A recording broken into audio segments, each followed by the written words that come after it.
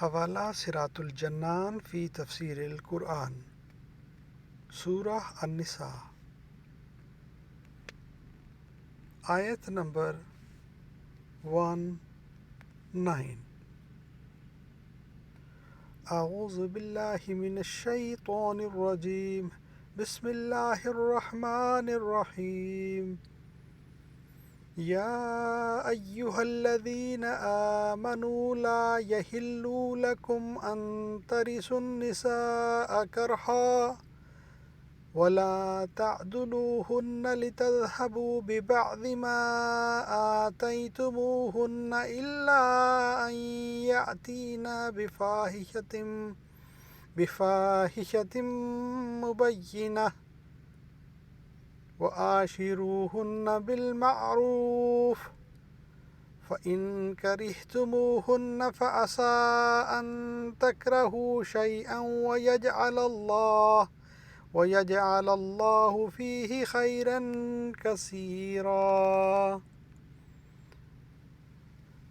اے ایمان والو، تمہارے لیے حلال نہیں کہ تم زبردستی عورتوں کے وارث بن جاؤ، اور عورتوں کو اس نیت سے روکو نہیں کہ جو مہر تم نے انہیں دیا تھا اس میں سے کچھ لے لو، سوائے اس صورت کے کہ وہ کھلی بے حیائی کا ارتکاب کریں، اور ان کے ساتھ اچھے طریقے سے گزر بسر کرو۔ پھر اگر تمہیں وہ ناپسند ہوں تو ہو سکتا ہے کہ کوئی چیز تمہیں ناپسند ہو اور اللہ اس میں بہت بھلائی رکھ دے۔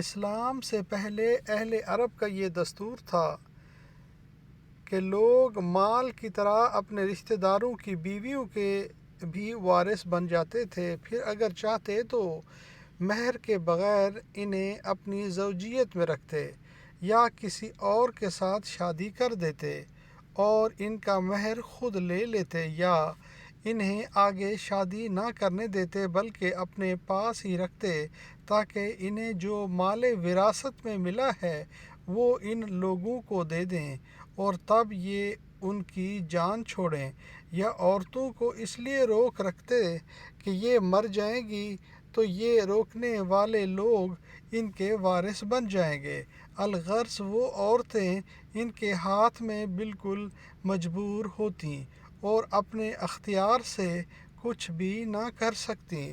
اس رسم کو مٹانے کے لیے یہ آیت نازل ہوئی۔ صدق اللہ العظیم۔